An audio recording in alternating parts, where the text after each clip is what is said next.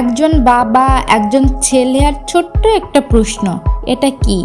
এই প্রশ্নটাই একটা গল্প তৈরি করে, একটা শিক্ষা দিয়ে যায়।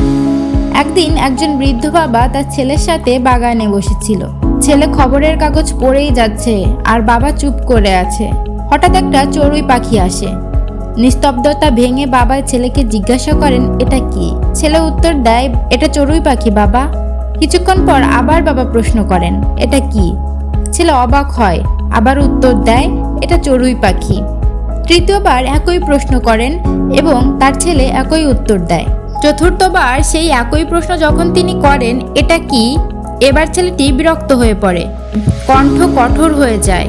সে রেগে গিয়ে বলে, কতবার বলবো এটা চড়ুই পাখি? আপনার কি কিছুই মনে থাকে না? তখন বাবা কিছু না বলে উঠে যান, একটা পুরনো ডায়েরি নিয়ে আসেন আর ছেলেকে বলেন পড়তে। ছেলে পড়া শুরু করে।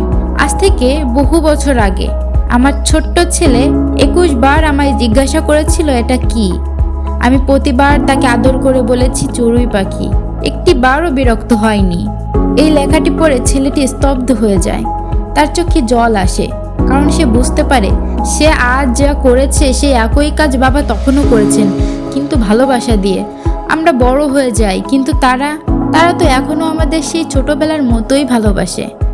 তাই সময় থাকতেই বাবা মাকে বোঝার চেষ্টা করি, তাদের জন্য একটু ধৈর্য ধরি, একটু সময় রাখি, কারণ তারা আমাদের জীবনের ছায়া, যাদের আমরা হারাতে চাই না কিন্তু অবহেলায় হারিয়ে ফেলি। বাবা মা ভালোবাসার নীরব ভাষা। তাদের পাশে থাকো, কারণ তারাই তো আমাদের সব কিছুর শুরু, তাই না? তো বন্ধুরা, কেমন লাগলো ভিডিওটি কমেন্ট করে জানাবেন। আর এমন নতুন নতুন আরও ভিডিও পেতে আমার চ্যানেলটি অবশ্যই সাবস্ক্রাইব করবেন। ধন্যবাদ।